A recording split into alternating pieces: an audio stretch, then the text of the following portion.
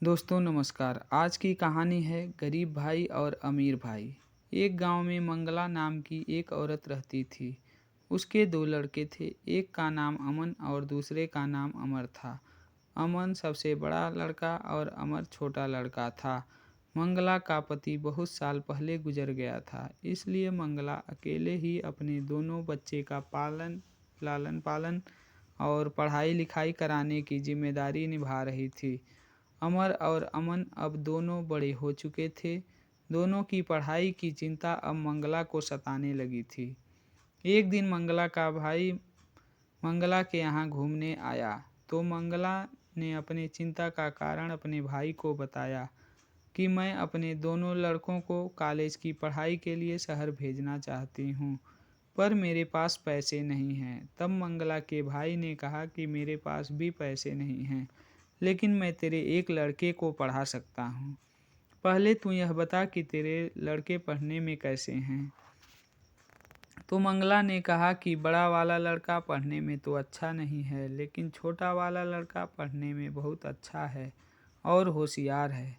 यह सुनकर मंगला के भाई ने कहा कि तू दोनों को पढ़ाकर पैसे बर्बाद मत कर। अपने छोटे बेटे को शहर भेज दे। उसकी पढ़ाई का खर्चा मैं देख लूँगा, क्योंकि वह पढ़ने में होशियार है। इसीलिए उसे ही आगे पढ़ाना चाहिए। और तेरा बड़ा लड़का अमर पढ़ने में होशियार नहीं है तो उसे यहीं गांव में कोई नौकरी चाकरी लगवा दे। यहाँ नौकरी करके कुछ पैसे कमाएगा और तेरे साथ रहकर तेरी सेवा भी करेगा। मंगला को अपने भाई की यह सलाह बहुत ही पसंद आई।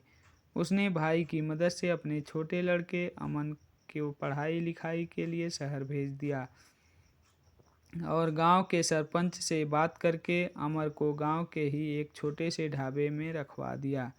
गांव के ही ढाबे में अमर काम करने लगा और थोड़े थोड़े पैसे कमाकर माँ की घर चलाने में मदद करने लगा। इधर शहर में अमन की पढ़ाई भी पूरी हो गई और वह शहर के एक बहुत बड़े फूड चैन होटल में मैनेजर की नौकरी पा गया। यह खुशखबरी सुनाने के लिए वह गांव आ गया और अपनी माँ और भाई को मिठाई खिलाकर उसे अपने नौकरी लगने की बात बताई। उसने अपने माँ को बताया कि उसकी शहर में एक बहुत बड़े फूड चैन होटल में नौकरी लग गई है। माँ ने पूछा, यह फूड चैन होटल क्या होता है? तब बड़े लड़के अमर ने बताया कि ऐसे होटल जिनकी शाखा अलग अलग शहरों में खुली होती है, ऐसे होटलों को फूड चैन होटल कहते हैं। यह सुनकर मंगला ने अपने छोटे बेटे को खूब आशीर्वाद दिया। अगले ही दिन अमन अपने बड़े भाई और माँ को लेकर शहर आ गया और तीनों मिलकर शहर में रहने लगे। एक दिन शाम को काम खत्म करके अमन जब घर आया तो उसने अपने बड़े भाई और अपनी माँ को बताया कि आज रात को हमारे होटल के बॉस हमारे यहाँ डिनर के लिए आ रहे हैं। माँ ने कहा, यह तो बहुत अच्छी बात है। तुम बाजार से सब्जी भाजी ले आओ, मैं उनके लिए खाना बना देती हूँ। तो अमर ने माँ को मना कर दिया कि माँ तेरी तबीयत ठीक नहीं रहती है, इसलिए अमन के बॉस के स्वागत के लिए मैं खाना बना दूंगा। अमन अच्छी सैलरी वाली नौकरी करता था, इसलिए वह थोड़ा घमंड में रहता था और अपने बड़े भाई को कम आंका करता था। उसे लगता था कि उसके भाई को कुछ नहीं बनता और वह हमेशा गरीब का गरीब ही रहेगा। अमन ने ताज्जुब से बोला कि तुम खाना कब सीख लिए और क्या तुमसे खाना बनता भी है? तब अमर ने कहा, हाँ, मैं गांव में एक छोटे से ढाबे पे काम करता था। वहाँ रहकर मैंने खाना सीख लिया। तुम चिंता मत करो, तुम्हारा बॉस जब मेरे हाथ का बना खाना खाएगा तो उंगलियां चाटता रह जाएगा। तभी दरवाजे का डोरबेल बजता है।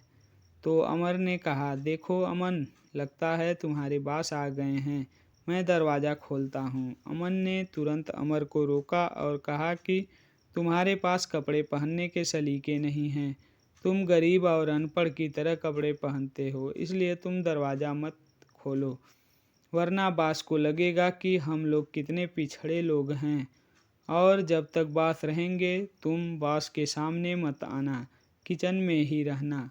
अमर को अमन की बातें सुनकर थोड़ा सा बुरा लगा, लेकिन फिर उसने सोचा कि उसका भाई पढ़ा लिखा है तो सही बोल रहा होगा।